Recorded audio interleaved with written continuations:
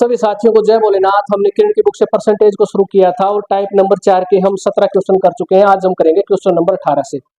देखो, किसी परीक्षा में विद्यालय एक्स से निश्चित संख्या में छात्र उपस्थित होते हैं और 20% छात्र फेल हो जाते हैं।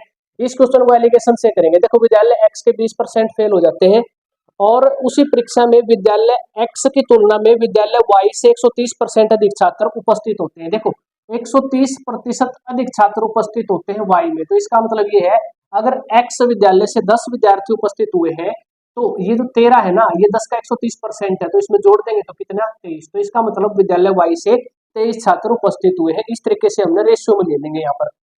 और 90% छात्र टोटल पास होते हैं, तो इसका मतलब 10% फेल होते हैं। तो यहाँ पर भी फेल, यहाँ पर भी फेल और यहाँ पर भी फेल। तो बताना है वाई में कितने परसेंट फेल हुए हैं। तो इसको निकालने का तरीका एलिगेशन होता है, जैसे कि मैंने पहले बता चुका हूँ।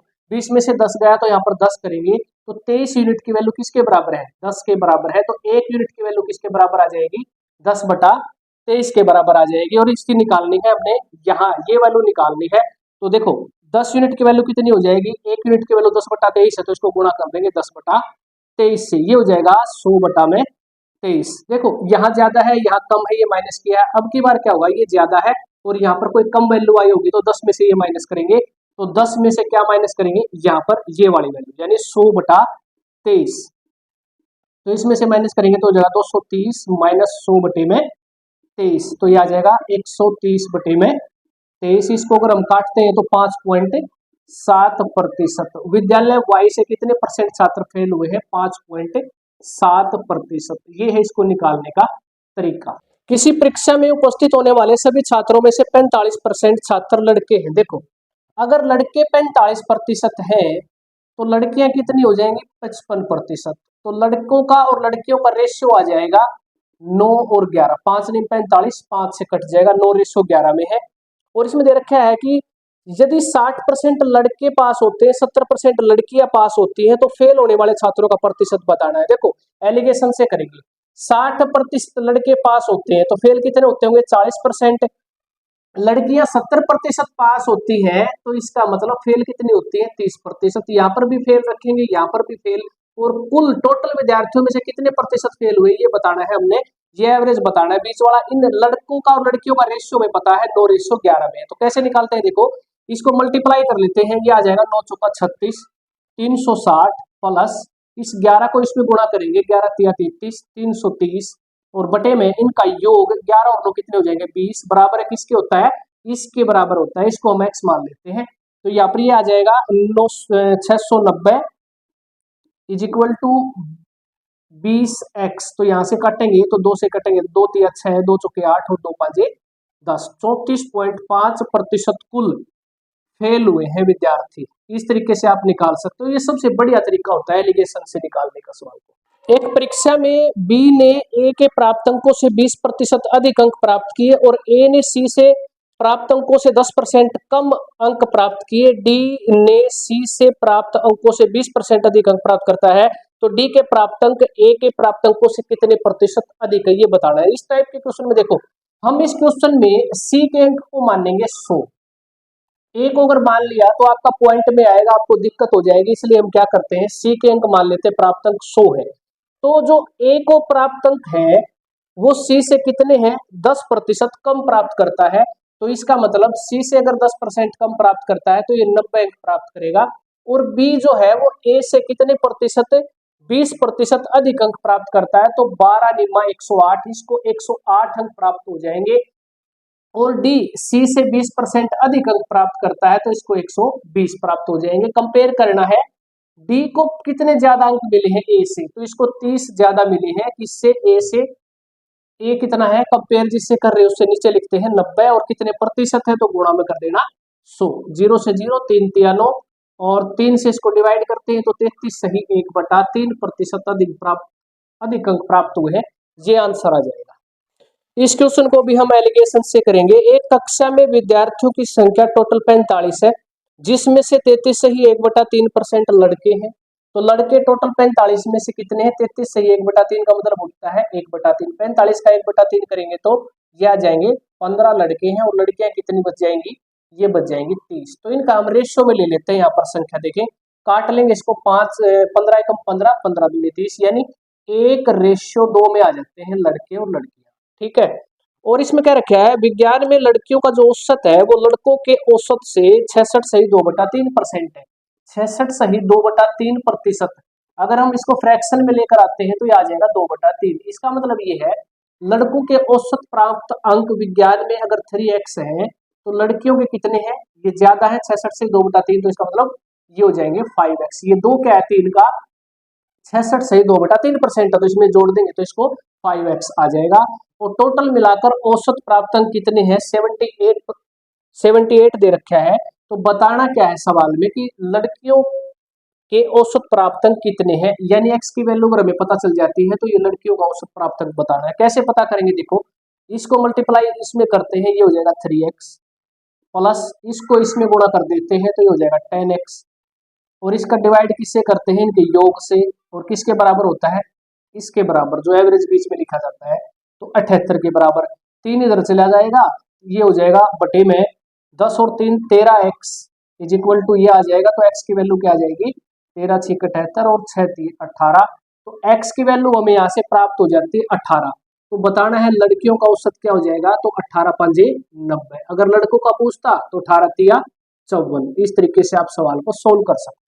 ये क्वेश्चन आपका एसएससी सीजीएल में पूछा गया है टायर 1 में। एक आधा क्वेश्चन आपका ज्यादा हार्ड मिल सकता है, आपको थोड़ा लेंथी देखने को मिलेगा। ये क्वेश्चन उन्हीं में से एक है। विभिन्न स्कूलों में कुछ विद्यार्थी हैं जो परीक्षा में शामिल होते हैं। 20% लड़के और 15% लड़कियां परीक्षा में फेल हो जाती हैं। परीक्षा पास करने वाले लड़कों की संख्या परीक्षा पास करने वाली लड़कियों की संख्या से 70 अधिक थी। यानी उनका डिफरेंस कितना था, पास करने वाले लड़के और लड़कियों का 70 था। जैसा कि मैंने यहाँ लिख दिया है 70 डिफरेंस आया है। देखो 20% लड़कियां यहाँ पर फेल होती है तो पास कितनी होती है 80। ठीक है, और यहाँ पर लड़के जो है वो 15% क्या हो जाते हैं फेल हो जाते हैं, तो 85% पास हो जाते हैं। और पास का लड़के और लड़कियों का डिफरेंस कितना था 70, इसके बराबर रख देंगे। और देखेंगे यहाँ पर लड़के जो है उसका 20% फेल हो जाते हैं और लड़कियों का 15% फेल हो जाते हैं लड़कियों में से। और कुल कितने फेल होते हैं 90 विद्यार्थी फेल होते हैं। यहाँ से दो इक्वेशन बन जाएगी, एक तो ये बनेगी और एक ये बन जाएगी। इसको सोल्व कर लेना दोनों इक्वेशन को। यहाँ पर x और y की वैल्यू आपको देखने को मिलेगी 300 और 200 आ जाएगी, और कुल विद्यार्थी कितने आ जाएंगे 500। अगर आप करना चाहो तो ऑप्शन से भी इस क्वेश्चन को हल कर सकते हैं। अलग अलग ग्रेड का मूल्यांकन इन नंबरों के आधार पर किया जाता है और इन नंबरों में से प्राप्त होते हैं 90% और 95% असाइनमेंट में और बाह्य में 75%। टोटल ग्रेड बताना है, सिंपल सा क्वेश्चन है। 30 का 90% निकाल देंगे तो कितना आ जाएगा 27, और प्लस 30 का 95% निकालेंगे तो ये आ जाएगा 28.5, और 40 का 75% कितना होता है 30। इसको जोड़ देंगे तो डायरेक्ट आंसर आ जाएगा कितना 85.50%। और यही सवाल में पूछ रखा है। एक परीक्षा में उत्तीर्ण होने के लिए कुल अंकों में से 340 अंक प्राप्त करना आवश्यक होता है। एक विद्यार्थी कितने प्राप्त करता है 244 अंक प्राप्त करता है और 12 अंकों से फेल हो जाता है। तो कुल बताने अंक कितने होंगे, देखो 340 चाहिए पास होने के लिए, 240 अंक प्राप्त करता है, इसका मतलब 96 अंकों से वो फेल हो जाता है।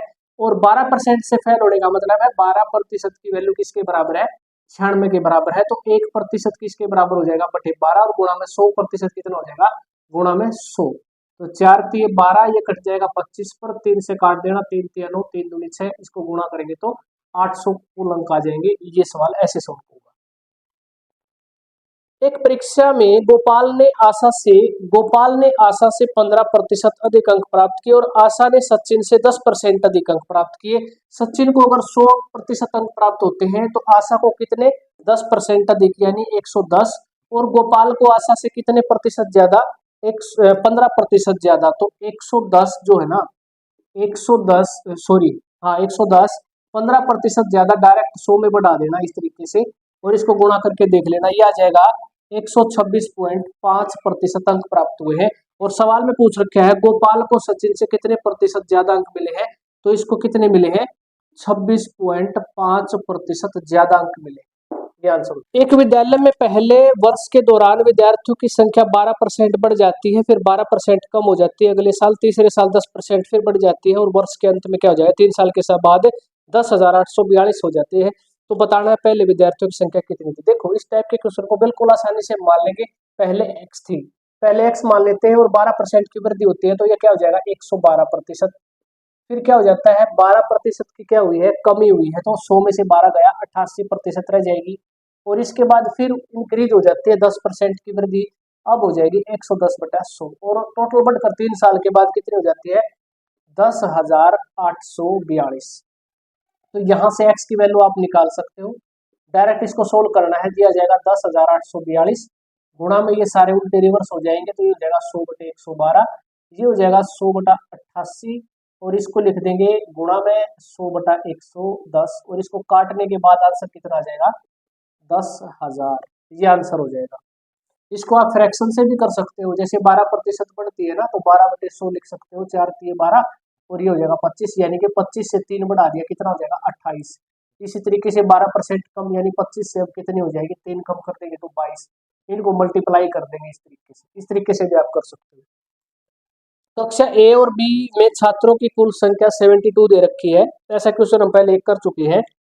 कक्षा ए में छात्रों की संख्या बी में छात्रों की संख्या से 40% अधिक है। देखो 40% अधिक है, इसका मतलब क्या है, 2×2=4, 2×5=10। ए में अगर मान लेते हैं बी में अगर 5 विद्यार्थी है, तो सी में कितने हैं, इससे 40% अधिक है, तो 5 और 2 7, इसलिए मैंने यहाँ पर लिख दिया 7, यह आ जाएगा रेशियो। अब इनके औसत का रेशियो देखते हैं। कक्षा बी में छात्रों का औसत अंक ए के छात्रों के औसत अंक से 50% अधिक है। 50% का फिर फ्रैक्शन लेकर आते हैं, तो ये हो जाएगा 1/2। अगर ए में औसत 2 है, तो अब कितना हो जाएगा, 1 2 का 50% है, बढ़कर कितना हो जाएगा 3, तो मैंने यहाँ पर लिख दिया 3x। टोटल औसत की बात करें तो 58 है।